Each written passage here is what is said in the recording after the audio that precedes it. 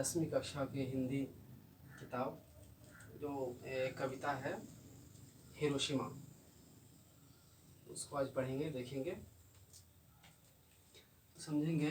सबसे पहले देखिएगा कि ये लिखी गई है ये कविता सच्चिदानंद हीरानंद वात्स्यायन अज्ञेय द्वारा। हमने इसको छोटे में लिख दिया है, सच्चिदानंद हीरानंद वात्स्यायन अज्ञेय। जन्म देखेंगे 7 मार्च 1911 और उनकी मृत्यु हो गई थी 4 अप्रैल 1987 को, है ना। उत्तर प्रदेश में जन्म हुआ था, लेकिन मुख्य रूप से जो मूल निवासी कहते हैं, मूल निवासी वो करतारपुर के रहने वाले थे, जो कि पंजाब में है। माता पिता का नाम देख लें तो माता बेंती देवी और हीरानंद शास्त्री जी थे, उनके पिताजी का नाम था।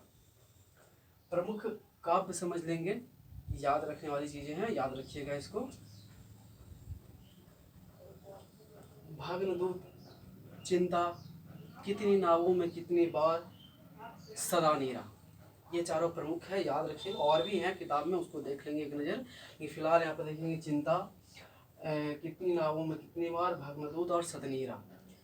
कहानी संग्रह भी है, उसमें भी है लौटती पगडंडियाँ और विपथगा, ये दोनों ज़्यादा विपथगा के बारे में ज़्यादातर पूछा जाता है। फिर कुछ ग्रंथ हैं इनके द्वारा लिखे हुए, तार सप्तक, पहला सप्तक है, दूसरा सप्तक है, तीसरा है, चौथा और रूपामरा, ये सारे इनके ग्रंथ हैं, इनके द्वारा हीरानंद जी द्वारा, अज्ञेय जी द्वारा लिखी गई ये ग्रंथ है। इनको साहित्य अकादमी पुरस्कार, ज्ञानपीठ पुरस्कार और अंतर्राष्ट्रीय स्वर्णमाल पुरस्कार से भी पुरस्कृत किया जा चुका है। अब आ जाते हैं हिरोशिमा, जो कहानी हम जो कविता हम पढ़ेंगे अभी। तो हिरोशिमा जो कविता है वो सदा नीरा, इनका जो क्या बोलते हैं काव्य है, उसी से लिया गया है हिरोशिमा। तो सबसे पहले समझ लेंगे हिरोशिमा इन्होंने नाम किस लिए दिया था। तो हिरोशिमा में मानव द्वारा निर्मित एक बम बनाया गया था, वो काफ़ी विध्वंसक साबित हुआ था। द्वितीय विश्व युद्ध के दौरान, जो कि 1945 में हुआ था, उस दौरान ये बम जापान के हिरोशिमा में गिराया गया था और ये मानव निर्मित था और काफ़ी विध्वंसक साबित हुआ। और यही कवि इसमें बताना चाह रहे हैं, उनका जो उनकी जो भावना थी इस घटना से जुड़ी हुई कि मानव ने ही खुद को बर्बाद कर दिया, है ना। और जो मानव के द्वारा जो बर्बादी का कारण बना वो एक लिटिल बॉय नामक बम जो गिरा था, 1945 को जो गिरा था, 6 अगस्त 1945 को। तो उस दौरान जो बम गिराया गया था उससे बिल्कुल तहस नहस हो गया था, वो सारा जीवन जो है अस्त व्यस्त हो चुका था।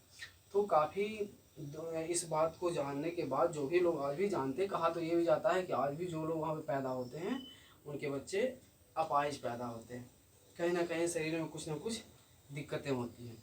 तो इससे काफ़ी चिंतित थे अज्ञेय जी। अब आ जाते हैं कविता पे। कह रहा, एक दिन सहसा सूरज निकला, अरे क्षितिज पर नहीं नगर के चौक पर, धूप बरसी पर अंतरिक्ष से नहीं फटी मिट्टी से। मतलब एक दिन यहाँ पे कवि बताना चाह रहे हैं अपने कविता के माध्यम से, उक्त काव्य के माध्यम से, कि एक दिन जो सूरज निकला था वो प्राकृतिक सूरज नहीं था, नियामक सूरज नहीं था, बल्कि मानव द्वारा निर्मित एक सूरज था जिसको हम बम कहते हैं, और वही निकला था। कहाँ से निकला था? क्षितिज पर से नहीं निकला था, ठीक है, नगर के चौक पर आया था, ठीक है। क्षितिज मतलब समझेंगे यहाँ पे कि नगर के चौक पर धूप बरसी, धूप तो निकली, लेकिन कहाँ धूप निकली थी? नगर के चौक पर धूप तो निकली, लेकिन वो कहाँ से? अंतरिक्ष से नहीं, बल्कि मिट्टी को फाड़ते हुए, जमीन को फाड़ते हुए मिट्टी से निकली थी, है ना। तो वो अंतरिक्ष से उसकी जो धूप नहीं निकली थी बल्कि ज़मीन से निकली थी। और जो उस सूरज निकला था, प्रतिदिन जो पूरब से सूरज निकलता है उसकी भांति नहीं, बल्कि मानव द्वारा एक बम था जो गिराया गया था। मानव निर्मित सूरज की उपमा दी है इन्होंने। छाए मानव जन की दिशाहीन, सब ओर पड़ी वही पड़ी, वह सूरज नहीं उगा था पूरब में, वह बरसा सहसा बीचों बीच नगर के। काल सूरज के रथ के पहियों के ज्यों, अरे टूट कर बिखर गए हो दसों दिशा में।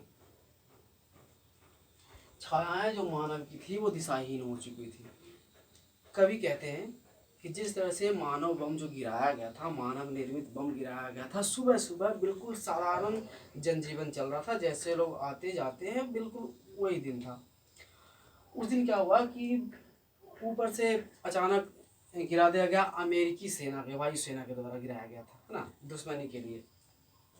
तो मानव जीवन जो है, पृथ्वी पर जब गिरी वो बम, तो मानव जीवन जो बिल्कुल अस्त व्यस्त हो गया था। लोग इधर से उधर भागने लगे थे, एक दूसरे को पहचान नहीं पा रहे थे कि कौन किसका परिवार है, क्या है, नहीं है। लोग एक दूसरे की चिंता करना भी छोड़ रहे थे, बस अपनी जान बचाने के लिए लोग बेबस थे, है ना।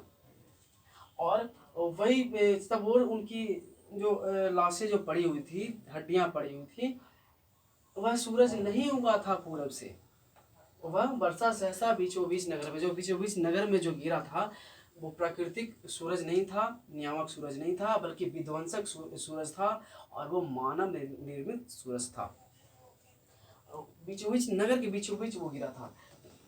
और जिस तरह से ऐसा प्रतीत होता था कि काल का जो काल रूपी कह सकते हैं कि विध्वंसक, काल रूपी विध्वंस वहां पे आया और रथ पे सवार होके आया था। काल रूपी रथ पे सवार होके आया और उसके पहियों के जो, अरे मतलब ये हो जाता है यहाँ पे उसके पुर्जे, कल पुर्जे, तो जो रथ से आ रहे थे, रथ के पहिए के जो सारे पुर्जे थे इधर उधर बिखर चुके थे। मतलब मानव पे यहाँ पर कहा जा रहा है, ठीक है, कि मानव पे जो बम गिरा था वो बिल्कुल उनके जो अस्थियां थी, उनके शरीर के टुकड़े हो चुके थे, वो इधर से उधर बिखरे पड़े थे, जहाँ तहाँ फेंके पड़े थे, और खून के धब्बे भी पड़े हुए थे, है ना। और दसों दिशा में जैसे मानो बिखर गया, जैसे रथ के टुकड़े अगर हो जाते हैं तो उसके पहिए हुए या जो भी लकड़ियाँ इधर उधर बिखर जाते हैं, बिल्कुल मानव की वही जो अस्थियां हैं वगैरह इधर से उधर बिखर चुकी थी। कुछ क्षण का वह उदय अस्त, केवल एक प्रज्वलित क्षण की दृश्य सुख लेने वाली दोपहरी। कहने का मतलब है कि बहुत छोटे से समय के लिए, वो जो अभी जो सूरज हम लोग देखते हैं सुबह में निकलता है पूरब में और शाम तक होता है, लेकिन ये था एक छोटे से क्षण के लिए, एक समय के लिए था, कुछ क्षण के लिए था निकला, और एक प्रज्वलित क्षण के लिए थोड़ा सा जला और बुझ गया। और दृश्य सुख लेने वाली, जितने भी लोग आम जनजीवन चल रहा था, लोग इधर से उधर जा रहे थे, अपने काम के लिए घर से निकले थे, वो सारा एकदम बिल्कुल बिखर चुका था, जैसे जस के तस हो चुका था।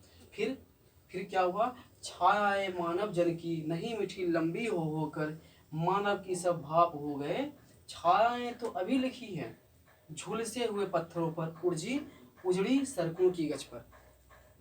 कवि बड़े ही मार्मिक होकर यहाँ पे कह रहे हैं कि जो मानव जन की छायाएं हैं बिल्कुल इधर उधर बिखर चुकी थी। कैसे, जब वहाँ पे नगर पे जो बम गिराया गया तो लोग जो इधर उधर घूम रहे थे, सारे लोग बिल्कुल उनकी छत विछत हो गई, उनके शरीर के टुकड़े बिल्कुल पहचान पाना मुश्किल हो रहा था कि कौन लोग, ये किसका शरीर है, किसका है, पूरी तरह से बिखर चुका था ना। और मानव बिल्कुल भाप हो चुके, नहीं मिट्टी लंबी होकर पूरी जो उनकी जो सारी अस्थियां इधर बिखर चुकी थी, मानव ही सब भाप हो गए।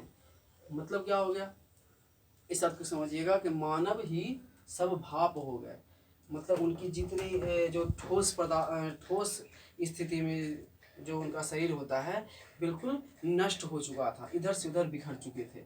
झुलसे हुए पत्थरों पर, उजड़ी सड़कों की गज पर, इधर उधर, गज मतलब होता है पत्थर पे ही जो सड़क होते हैं, सड़क पे जहाँ तहाँ खून के धब्बे, उनके टुकड़े जो होते हैं, शरीर के टुकड़े, हड्डियाँ इधर उधर पड़ी हुई थी जहाँ सड़कों पे जहाँ तहाँ, और वो आज भी है। मानव का रचा हुआ सूरज मानव को भाप बनाकर सोख गया, पत्थर की लिखी हुई यह जली हुई छाया मानव की साखी है। कवि लास्ट पंक्ति में कहना चाहते हैं कि जिस तरह के मानव निर्मित जो विध्वंसक बम बनाया गया था, उससे कितना क्षत विक्षत हुआ था ये, और वो कलंक जो आज तक इतिहास बन चुका है, तो मानव का ही रचा हुआ सूरज था। एक प्राकृतिक सूरज नहीं था, नियामक सूरज नहीं था, बल्कि मानव के द्वारा मानव निर्मित सूरज था, जिसको हम बम कहते हैं। और मानव को ही सो गया, एक मानव दूसरे का दुश्मन बन गया, एक जगह गिरा चुका था, और वो मानव बिल्कुल ध्वस्त हो गया, और पत्थर पे अभी भी उसकी जो छायाएं हैं, कहीं कहीं खून के धब्बे या जो उस तरह कुछ बनाया होगा वो टूट फूट चुका था, वो अभी भी है। और मानव की साखी है, साखी मतलब होता है साक्षी, साक्षी मतलब सबूत।